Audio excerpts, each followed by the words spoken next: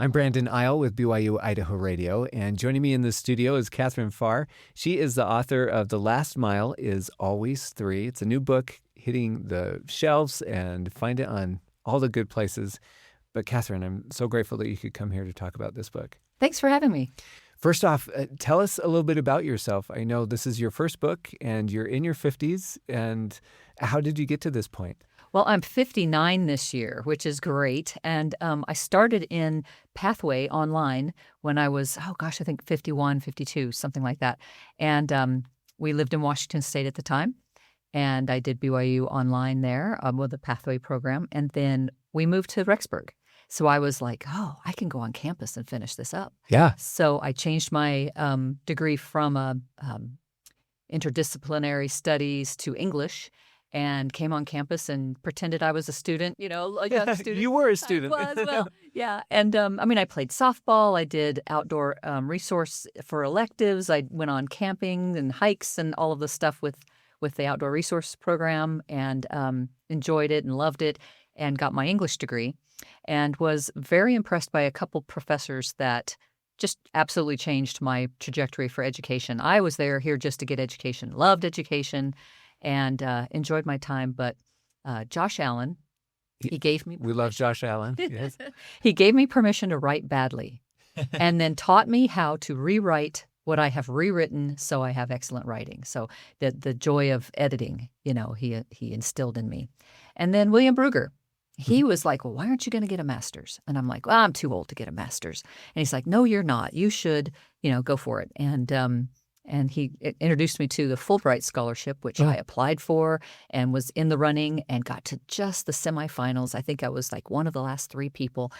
And I didn't get the scholarship, but I'd already been accepted to the University of East Anglia for the master's program. Yeah, in England. Right? Yeah, in England. And so my husband's like, you got to go. You got to do this. And so I did. I, again, played a young student, went to England and lived in the dorms, or what they call them, flats, on campus, and bought a bicycle and, biked my way around Norwich, England, and got my master's degree in biography and creative nonfiction. Yeah, that's so awesome, and such a supportive family to help that happen. You're a mom of 6, right? I am. So you homeschooled your kids, is that right? And helped teach them all the things, and then you went back and did the thing. Yep, I sure did. And then my oldest daughter, who had been a student, one of the first years BYU-Idaho was made BYU-Idaho out of Ricks. She's gone back to school, and she's gotten her degree and finished it up. And yeah, it's just a family, inspiration, I guess, for the family, I'm hoping. And because actually I'm the first female on my mother's side to ever graduate high school. Wow. And then while I was getting my master's degree, I found out that my grandmother on my father's side got her master's when she was in her 50s. Oh, that's cool. And that wasn't done back in the 30s, 40s. She was cutting edge then. Yeah. And so, I like that kind of heritage. You have that connection. Mm-hmm. That's neat. This book is so fun. The Last Mile is Always 3. Kind of a memoir, but also talking about hiking in the Tetons and this group of ladies who go hiking every Tuesday. Will you tell us how you got to know them and just how that friendship started with this group? Oh, absolutely. Brenda Sheese, she's her husband Bill works for East Idaho News. He writes a nature blog there. He's an article there. And we worked in the temple together. And she was hearing about my classes I was taking, mountaineering and canyoneering classes. And she said, you would love my hiking group. And I'm like, what? And so I talk about that in the book, too, and how she invited me.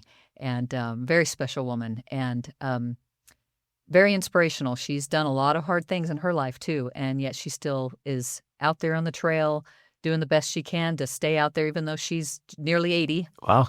Yeah, a lot of these ladies, they started when they're 40s, and now they're in their 80s, a lot of the originals. And there's been a lot of ladies who have joined the group, like me. You get invited, and you just start hiking, and some stick and some don't, but, we just try to get out there every Tuesday. Yeah. So their group started, what was it, 1991? Yeah. And then you jumped in 2019, was it? About, 18, 19, right. Yeah. Yeah. Tell me about your first hike. Like this is when you join a group, when this is a new thing, I'm sure there's some anxiety, but Oh, yeah. yeah, tell me about this. Well, because Brenda invited me, but she wasn't hiking at the time because she was kind of getting through a disease that she'd had, and she had vertigo and couldn't go. She's like, just go with these ladies. You'll love them and they'll love you. And I didn't know anybody. So I went, and I didn't know where I was in the world. I just got in their car and they drove me to the trailhead and we started hiking. And it was just beautiful. I believe it was Hurricane Pass, I think was the one. Well, that's quite the hike to do for your first one. Yeah, and it was I think that's the one. It was long and hard, and I got home and I was like, "Are you kidding me?" Every bone in my body aching and my feet going, "What?" And I did learn, boy, you got to have the right shoes. Mm-hmm. Mary Fran, she's another personality here in this book. She taught me you have got to have the right shoes. You have got to have the right backpack. And Oh yeah. yeah, gear is essential. And Yeah. you are worth the $120 it takes to get a decent pair of shoes. Well, I'll tell you a quick story. So I hike a lot with my brother-in-law, and where you could consider us cheap when it comes to buying things for ourselves. We found $17 shoes, and we're so proud of ourselves until we wore them hiking over Hurricane Pass. He got his first, and he's like, never again. Right.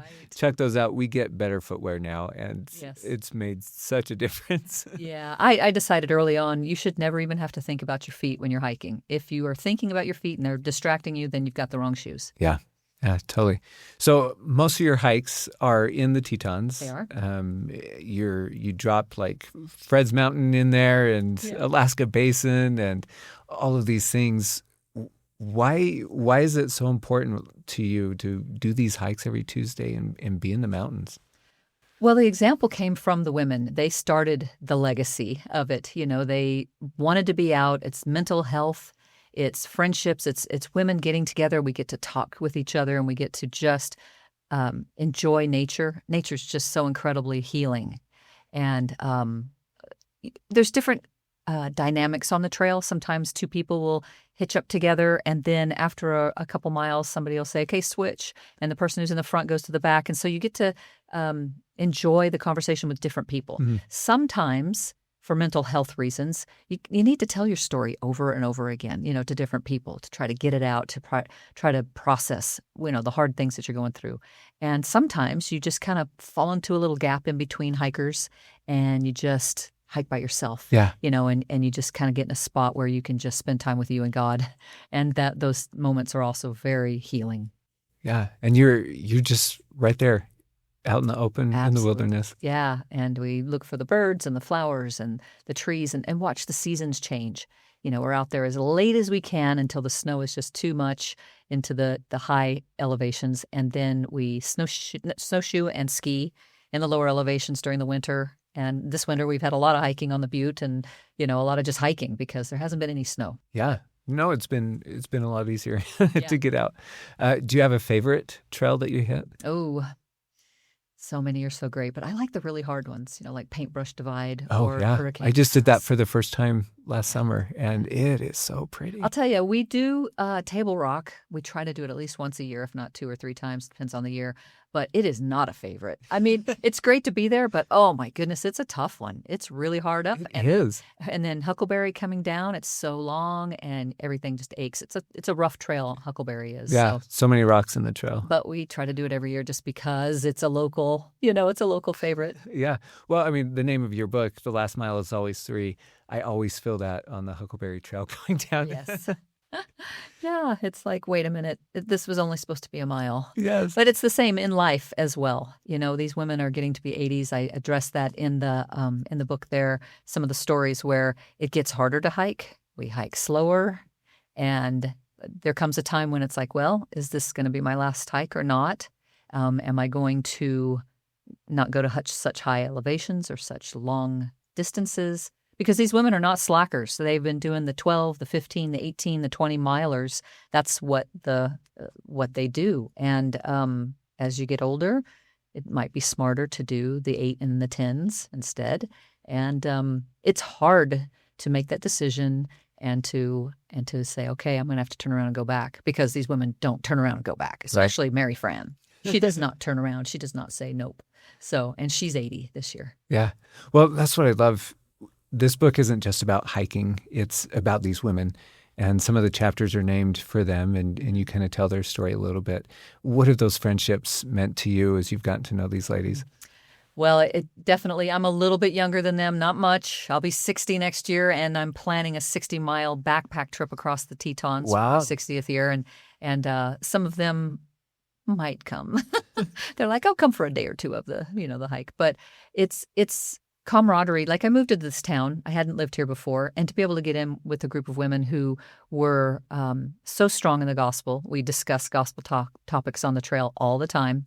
We encourage each other's testimonies. We encourage each other in our trials and in our the traumas that are going on in our lives. And to have women who love each other and will support each other is irreplaceable. And we had to kind of get away from that a little bit during COVID. But this group, I talk about it too. This group still was like, no, we need this. It's like air. It's like breathing. We have to have each other, and we have to have this hike. Yeah. What are some of the top things that you've learned from these ladies as you've gotten to know them better? Well, the good gear, that none of us get by in life unscathed. We are amazed with each other that, wow, we all have to endure hard things, and that it does make it easier to do hard things when you have someone else right behind you on the trail, right ahead of you on the trail. I describe in here how, the trails are one person wide. And so you're either before someone or behind them. And sometimes when it's windy or if you have to have ear coverings on, it's hard to hear each other. And I think that's a good metaphor for life too. You're either leading or you're following, but yet that connection is strong, and you have to sometimes pay attention stronger and harder when you're in front of somebody than when you're behind them. And it helps us to grow, to be together and traveling together. Yeah, thank you. Some quick questions for you, okay? This is like the lightning round. Oh. Okay. We talked about your favorite trail. What's your favorite snack on the trail? Oh, probably beef jerky. What's the one thing you can't leave home without? Oh. I know you have 11 essentials. I know, 11 but, essentials. But there's got to be one. Well, probably water. Really, you can't leave without water. Yeah, you do 3 liters like me. Is that right? Yeah. It's good to have more than you need, right? Yeah. What's the craziest thing you've seen on the trail? Well, I was hiking along behind. Okay, so I was doing Table Rock with Kathy Windward and Sherry Virgin and probably somebody else, or 3 or 4 of us. And I was way slower than them because those women, they kind of are in a little different group, and they are Ironmen. They do half Ironmen, like 15 of them. I mean, so Table Rock is their training. They do Table Rock like 3 times a week. And it's incredible. So I decided, I'll see if I can keep up with them. Well, I couldn't. And I'm going up face, and all of a sudden I hear these chickadees just going crazy. Chickadee, dee, dee, dee, dee. And the more D's you have in the chickadee is the higher their warning. And I look up, and there's this moose right on the trail right ahead of me. And I was going up a steep slope, so it was way above me, probably 10 or 12 feet ahead of me. And I stopped, and I'm breathing really heavy. And I think I held my breath, which probably made me almost pass out. But he stopped, he looked at me, I looked at him. And that was like, whoa. And then he just took off. So anyway, that was pretty crazy, just to be able to really face-to-face with the moose. Yeah. And people who have never seen a moose in person, it's so awesome and scary at the same time, if you know what they're capable of. Absolutely. Yeah, because he could have decided to come right straight down on top of me, or he decided just to take off. Yeah. Oh, that's so fun. Okay, let's get into your book a little bit. Is there a favorite passage you have that you'd like to share with our listeners? Well, I have a little entreaty at the end here. Wake up early, hoist a backpack, step on all rock or all sand, never sand on rock. Inhale, exhale, choose the highest peak, and rejoice that you are exhausted. All of us began hiking in our 40s and 50s. It's never too late to do hard things. On the trail and in life, the last mile is always 3. Find some friends. The mountains are calling. They are. They're always calling. They are. I know. I drive by and I look at them. I'm like, oh, I want to be up there. Yes. Yeah, thank you for reading that. Couple other things I wanted to talk about. I know Outdoor Idaho is going to release an episode about this group of women. Yeah. What was that experience like? You had Chris Milgate on the trails with you, one of our Yeah. favorite outdoor journalists. So this is a PBS special. It's going to air on March 5th at 9 and March 12th at 7 p.m. And she came out and interviewed the hiking ladies. There were like 14 of us that showed up that day, and they hiked along with us with their cameras, and that was really exciting. She's just a gem. She is just, great outdoor. Yeah. And she interviewed a few of us, 3 or 4 of us, and we're going to be about 9 minutes of that special because they're highlighting this anniversary of Idaho and PBS in Idaho. And so it was really fun to meet her. And, she has so much outdoor knowledge. So she knows exactly, how to place us and what our experience is out hiking. So we got to go do a little snowshoeing, but we didn't really need snowshoes because there's not a lot of snow. So it's kind of tromped around. It's been a strange winter, hasn't it? It has. What is that like for this group of women to talk about this? I mean, it's just normal. Every Tuesday you go hiking, but now you're telling the world about this cool experience. Well, it's interesting because these are just familiar women. You'll see them at Brolam's. You'll see them in the polls. They work the polls. They work in schools. They have been in the community. They're farmers' wives. They're the familiar people in the community. And for them to now be on BYU-Idaho radio and PBS and have a book written about them, they're all like, oh no, they're all pushing back. And so they're all, I don't have anything to say. I can't interview. And then they all got in there and had a great time. And Chris made it so easy to be interviewed. But they told a little bit of the story, and it's just fun. But I think they're kind of pushing back. They're a little shy on it. They're not quite sure. Yeah. Well, we're excited to see that. What is the next hike you're doing? The next hike, well, we decide Sunday night what we're hiking on Tuesdays. We found a new hike. It's out by Kelly Canyon. A couple weeks ago. I think they call it Mount Cougar Mountain or something like that. That's out there. And but Mary Fran, she's right now between Mary Fran and Laura Lenhart. They usually decide what we're hiking on. We also do backpacking trips in spring and fall, and we're going out to Sedona. A bunch of us are going there in March, and so that's fun. But there will be a sign up at the book signing on March 10th at Blisters, where we will have the next hike, and anyone who wants to come join us hike, we'll meet and we'll get you hooked up with the Tetons. Excellent. And the best place to find the book, go to the book signing, Blisters Barbecue, March 10th. And what time will you be there? From 4 to 8. We'll be there in the evening, and there is a pulled pork sandwich meal Blisters is going to offer for $10.99, which is $5 off the regular price. If you buy a book, you can get that deal. And we're going to have a drawing every hour, the trail of the hour. So there's going to be a photo of the trail. And if you can guess the trail correctly, then you get the $20 Blisters gift certificate. Hey, that's a great deal. Yeah, so come and try that out in the hours. And Amazon.com, that's where the book is available. You can order that now and get it in a couple days or so. Okay. Or buy it at the book signing. Yeah. Okay. And the book's name, again, is The Last Mile is Always 3, and the author is Cathryn Farr. Thank you so much for coming in today. Thank you.